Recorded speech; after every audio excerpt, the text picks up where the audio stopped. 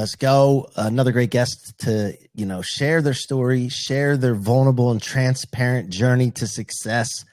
And by the way, when I bring people on and we're sharing a story and the journey to their success, it doesn't mean that they're done. Some of people are just getting started, but they've had some success and the journey is important to hear. And I love the fact that we bring people on that have, they share their journey at all different stages of the journey, which is really important because sometimes I might bring somebody on that's sharing the journey from going to start to $1 million. And then I might bring somebody on that's going from 10 million to 100 million. And you may not relate to every one of them. It just depends on where you are right now. So you as a listener is important to understand that we bring people from different levels of the game. There's levels to this. And, I want to continue to do so. So today we have Serena Holmes. She's in the building today. She's a licensed realtor, real estate investor, author of the book, The Accidental Entrepreneur, host of the Inspired to Invest podcast, and former CEO of Tigress Events, a multi-award-winning brand experience agency she ran for 18 years. Serena, welcome to the show. Thanks for having me. So, look, we start the show the same way every time, and that's how we kick off the conversation. And that's with the question that's written on the wall back here. What are you made of? Yeah. So I think for me, resilience is at the center of it. I've always been kind of a yes person, and that's really how I ended up coming to own the company that I just started with part-time when I was in university. So resilience means that you went through some things that you weren't expecting, right? Ups, downs, discouragements, letdowns, what have you. Sabotage. I mean, I can use a whole bunch of different words. Yeah. So I guess, what's the one that sticks out to you the most that you had to have resiliency around? Yeah, I mean, it really starts at the beginning. So my book was called The Accidental Entrepreneur, but the tagline is turning tragedy into triumph to embrace my destiny in entrepreneurship. So when my book opens, it literally starts when I'm very, very young. So it's reflecting back on my childhood. So my parents split when I was about just before I turned 5 years old. And the following year, my brother decided that he wanted to go live with my dad, who had purchased like a rural property about a half an hour north of where we were living. And essentially, he got home from school one day and nobody was home, and he decided to go into the barn and he took out the riding lawnmower, and he basically didn't know how to drive and tipped the lawnmower and fell down the hill and broke his neck. So he basically died when I was 6 years old. He was 10. It was one of those, pivotal moments in your life that you go through something so devastating. And, my mom just really wasn't in the headspace to care for me. So I ended up also going to live with my dad about a year after that. And my stepmom, went through a lot of verbal and physical abuse with her. And essentially I wasn't able to move back in with my mom. So I ended up moving back in with other family members when I was 12 years old. And it's not like, there's kids that have gone through far worse. They've gone through adoptions and foster care and things like that. But for me, I think what it showed me was that you never really wanted to ask for anything more than what you were being given. Like I had the roof over my head. I had food in the fridge, but like if I wanted to go out with friends or buy clothes or anything, like, I was out there trying to get jobs when I was 13 years old, right? So I think I just always had that scrappy sense of survival. Like in university, I had like 4 or 5 jobs. Like I was always saying yes to everything. And that's really what kind of led into the opportunity with the company Tigress that I started with part-time and, moved my way through management, partnership, and then taking over when the founder decided to leave. So, okay, a lot to unpack here and a lot of relatability to this. I have a story as well and been through that situation. So let's talk about that for a second because I'd like to really unpack first of all, the tragedy. Like when you were going back through that, have you replayed that in your mind over and over again to like kind of get the charge off the emotion? Or do you run from do you try to pack it deep so you don't, So I think what's unique in this situation is the fact that I've never actually had a conversation with my dad about it. And in fact, my family didn't even tell me that he died. They just dressed me up and took me to the funeral. So my first time understanding he was even passed away was like walking into the funeral. So there was like a lot of stuff that's pretty messed up when I think back to it. And there's even things that, I just was never really told at that time. Like it was always kind of like he got home from school, didn't go to the neighbors. This is what happened. But then I found out after my book came out that my uncle actually found him alone on the property the day before, which was a Sunday. So clearly like my dad and my stepmom would have had to have gone out leaving him there. So it wasn't like an isolated situation. Like I think maybe he'd been left alone on a number of occasions, which really begs the question if it's negligence. Like it was one of those accidents that really shouldn't have happened. So I think it's something that creeps up on you. Like, it's been so many years, I can talk about it now, but then grief kind of comes in these unexpected times, and it can show up in these different ways, right? So I think it's something that catches me by surprise sometimes, because I think I can talk about it, and then you're like, next thing you know, you're crying. So, it could just depend on how you're feeling that day. And you said your dad did not have a conversation ever, still to this day, about it? Yeah. Literally, and do you have he made two comments about it. He said one thing that bothered him when they told the school was that his teacher made a comment like, "Oh, I hate it when things like these happen." Instead of expressing any sympathy, that was the teacher's reaction. And I think there was like a little piece of artwork they had hanging in their kitchen, and my dad mentioned he had done that just before the accident. But outside of that, like, it's generally not something our family talks about. Gotcha. And have you ever felt the urge to have a conversation, just sit down and say, hey, can we just have a open talk? Yeah, I mean, I could understand if it was an isolated situation, but knowing, I think, what kind of kid that he was, being really adventurous, there's so many things that could have been different. Like, he figured out how to open the barn, but the key was actually left in the ignition of the riding lawnmower. You know what I mean? Like, there's a lot of things that I think should have just been done differently. And I think, I just would want to ask him, like, what were you thinking? Like, and where was my stepmom? And, I even had a session with a medium about a year and a half ago, and I only asked one question. This medium actually went through a lot of stuff. She had my brother's name, how he died, described where he died. And this is with me not saying anything. So, I mean, if you believe in this kind of thing, it was pretty crazy. And the only question I asked her is if he was home alone on the property when he died. And she said no. And she actually described my stepmother and her daughter, and even their names.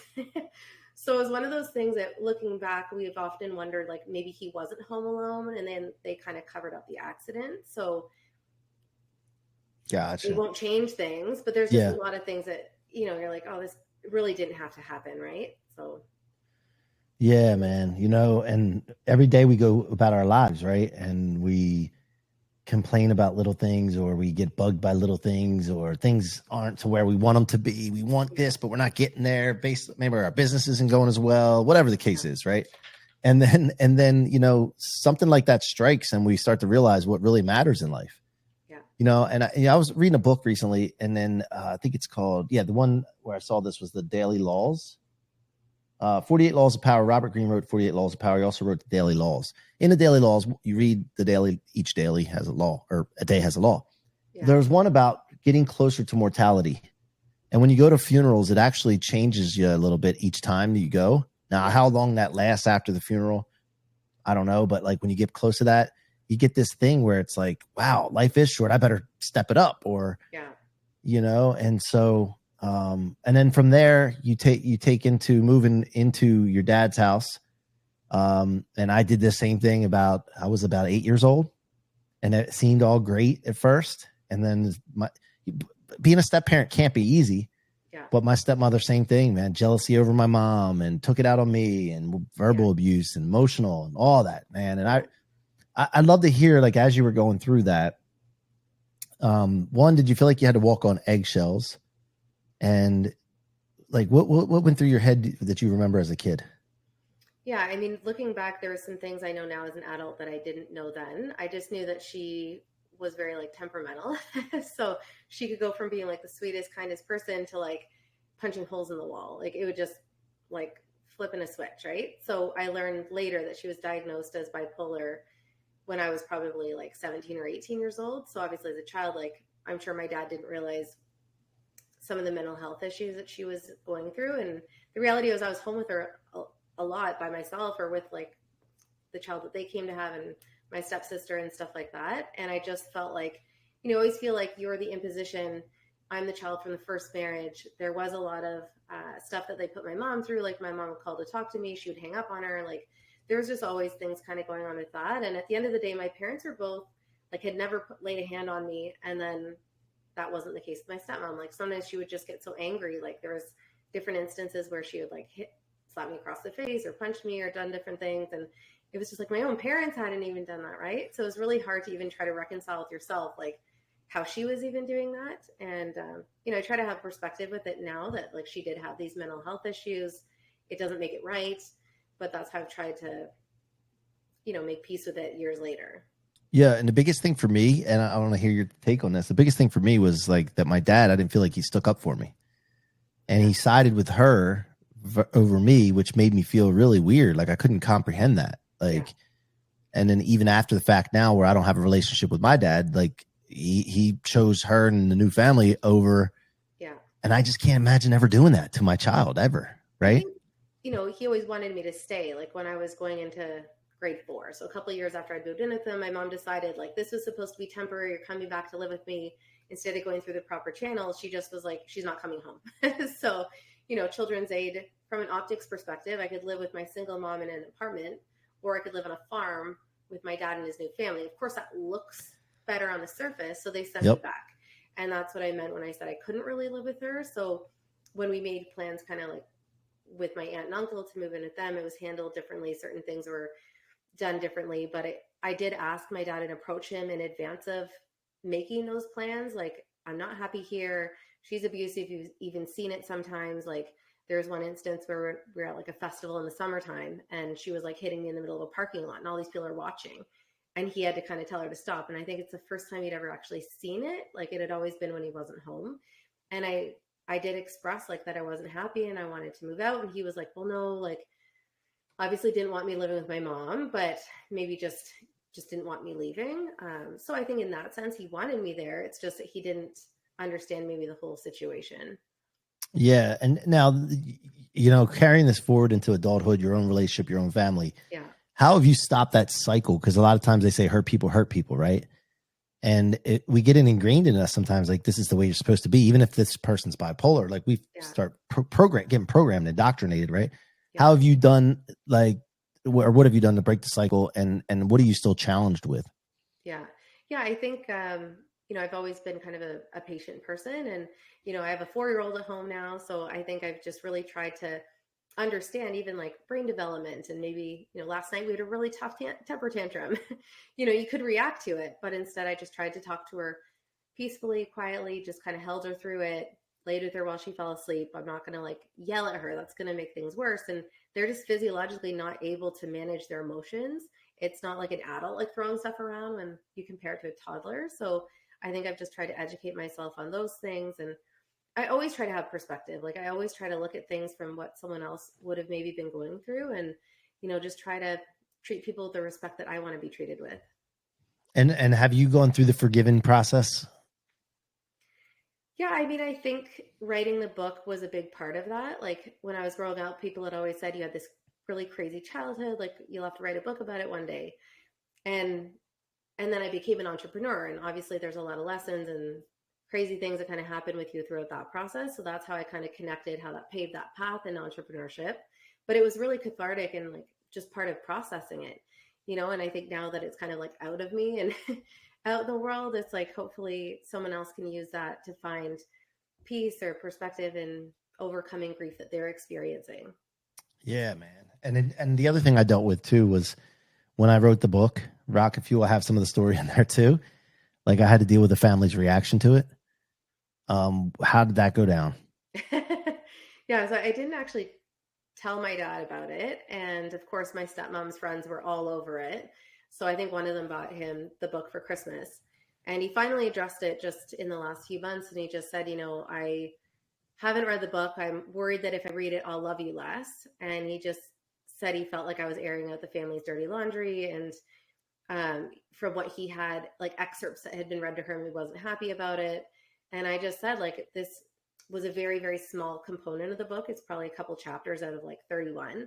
And it was really just to lay the foundation so people could understand where I was coming from and like what put me on that path to like what I ended up doing as an entrepreneur and as a business owner. And I just apologized. And like, it was never intended to like hurt anyone. It was just so that people could understand and put everything together. If you just walked in like, oh, I'm this business owner and we've won awards, we've done all these things, like that doesn't really matter. Like when you think of people like Tony Robbins, like he often talks about the abuse he had with his mother and like how that shaped him into the person he later became, right? So I really don't think you can tell one part of the story without telling the other and have the same impact. Yeah, I mean, so man, I'm in the same boat, like, right? But I don't get to talk to my dad anymore and all that. So same kind of thing. Yeah. But I don't really, it doesn't bother me because like, this is my story, right? Yeah. That's your story. You experience it. Why can't you share your story? Yeah. Because now you don't have to share the parts when you weren't there and you don't know for sure, but when you're Yeah. there and your experience, like to me, I got to say, Serena, like my thing was I want to impact millions of people. And if I'm going to impact millions of people, I got to be authentic and genuine and transparent with people Yeah. so that they can relate to me and who I am and not just put me on the pedestal for success, right? Like you're talking about. Yeah. So when you decided to write the book, like what went through your mind of like, where were you in your business and entrepreneurial journey when you decided to write The Accidental Entrepreneur?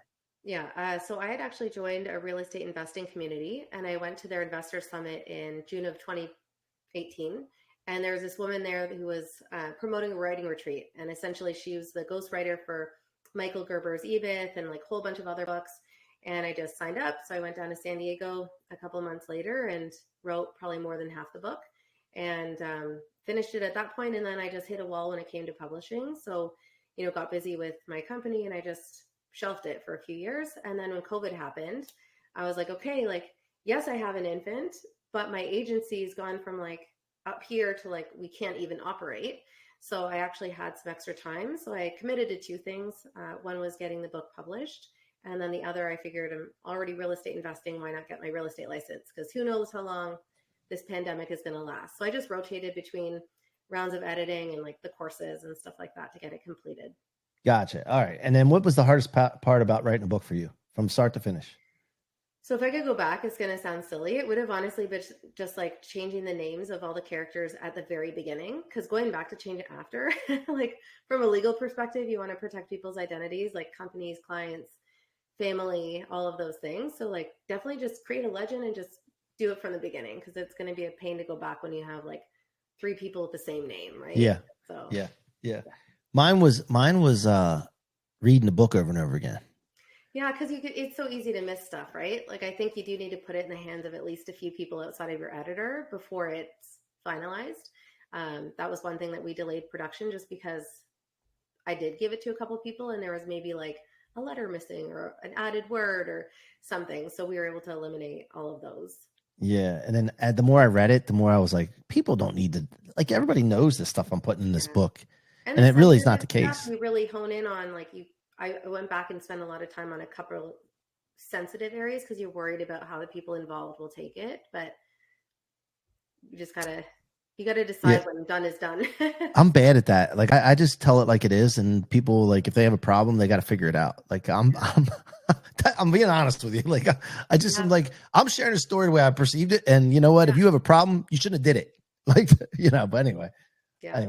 Next thing I want to talk about is the events business and what you did in that, and what were some of the it's basically you guys. Well, tell me what Tigress does. You guys created events to create experiences for people, right? For certain brands.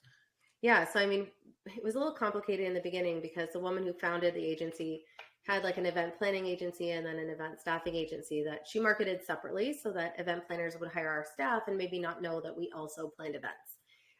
But it was a little complicated because the brand was fragmented from the beginning. So we eventually consolidated it. But essentially, we did a high volume of event staffing across the country and even into the States. So that could be working with, for us, the telecom companies, airports, anything that you want to get like physically into the hands of people. And then we also did a lot of stage productions, closed down streets for festivals. There was one company we worked with from the UK. So we built a 500-pound alarm clock. And then we had 100 people dressed in their pajamas to make it look like a 100-person pillow fight in a building, guerrilla style. And then it was to produce a viral video. So it had like hundreds of thousands of views and stuff like that. But almost got arrested and didn't. So Damn. It could be as much or as little as somebody wanted. It changed from client to client. And how did you guys get the clients? What was the marketing strategy that you guys mainly relied upon? So in the beginning, it was all definitely like referral, word of mouth and stuff like that. And a year in, we sat down with someone that talked to us about SEO and we're like, we're fine. Like we didn't even understand it at that point, right? And our first website looked like a Word document. It was horrible. So I've often said, like, if I could go back and change one thing, I would have been like, yes, like had we been doing SEO from 2005, it would have been a game changer. But we started doing SEO in 2012 because one of our biggest clients restructured. And it totally transformed our business. We went from, say, like 100 quotes to like, I think before the pandemic, we had 800. So every year we had like 100 more quotes than the previous year, and we were still closing, an incremental amount more. So it just continued to grow the business that way.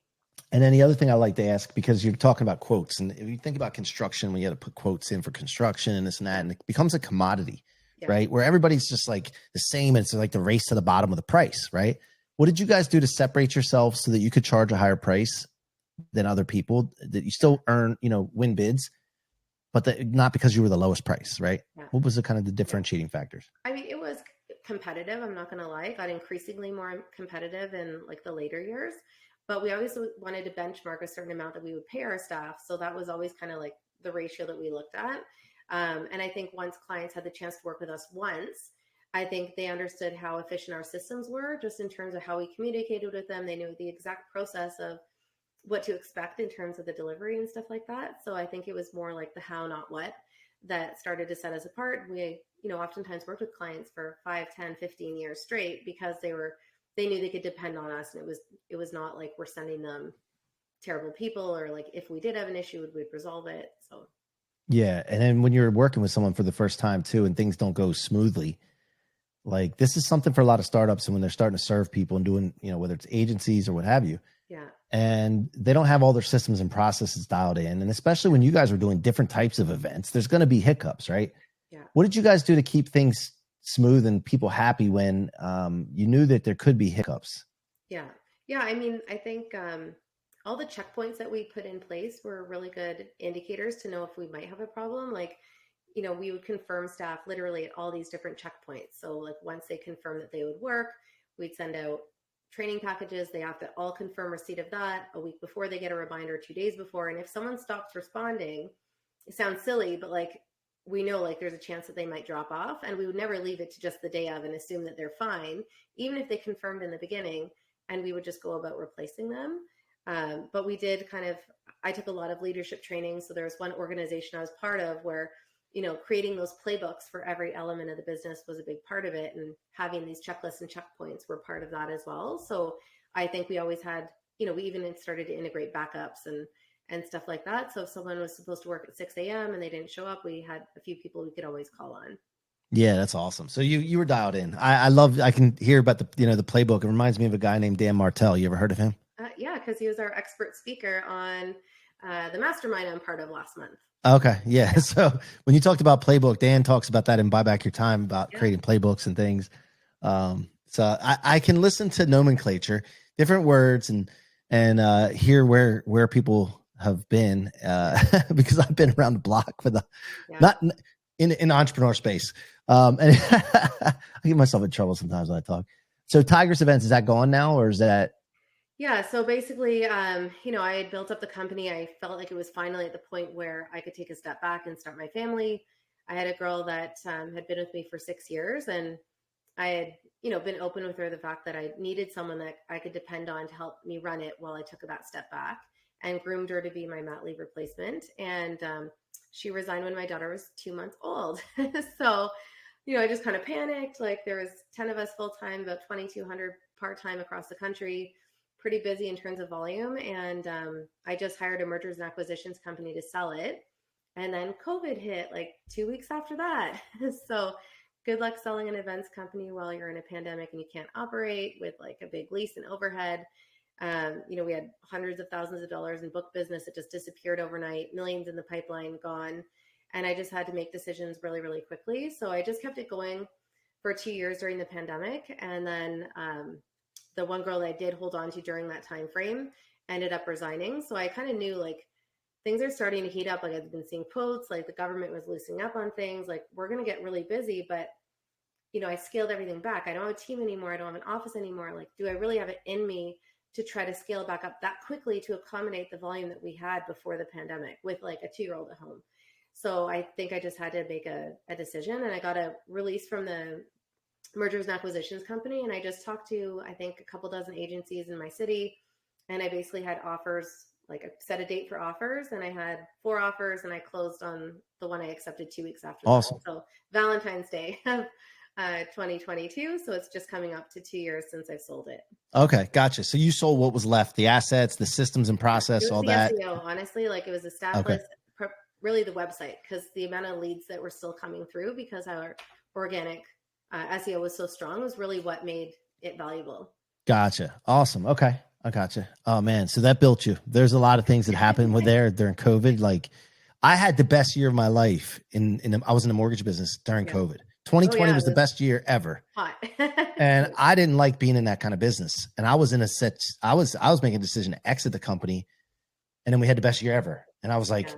if I stay committed to not being in this business after this year, I really don't want to be in the business. Yeah. But some people, income went away. And I watched all these people and I observed, how are these people like yourself, restaurant business, all this, how are these folks pivoting or, surviving? What are they doing? And I just watched and I had it in my heart, that feeling in your chest that you get, like you said, you panicked, right? Like that feeling in the stomach and right in it. It's like, oh, I could feel it for people. So I started thinking to myself as I was going through this and planning for my exit, which came because rates went up in the mortgage business recently. You know this, right? In the real estate business and all that. And it came over the last couple of years. And so April of last year, I exited. I still have my license, but I exited out of it. I was in the mortgage business 20 years. I built with 3 of my best friends, 7 branches. We had 50 some employees at any one time. Yeah. And I just, now I'm in real estate investing now. So we're doing some stuff like that. But I watched all that happen. So, as you're talking about it, it brings back a lot of emotions. It's really not something we could pivot. Like, we had clients that say they did conferences, they could pivot to like virtual conferences, but we were all face to face. So we really, when we were in lockdown, like, we weren't operating whatsoever. So I think just making all those decisions up front, taking advantage of like grants and subsidies and anything that we could do, like, we came out on the other end with actually a little bit more money than we had going into it, just because I cut down our expenses so much, stopped drawing an income for the first time in 14 years or however many years. And then for me, because I'd been doing a lot of passive real estate investing, that's really what carried me through on the personal side. So I knew, like, I didn't want to take money out of the company, but all the investing that I'd been doing since 2018 was really what saved me. Yeah. That was smart. So, all right. So then from there, you were investing and you have your license as a real estate agent. Yeah. What I want to know now is, I really want to know, like, what is your method of investing, number one?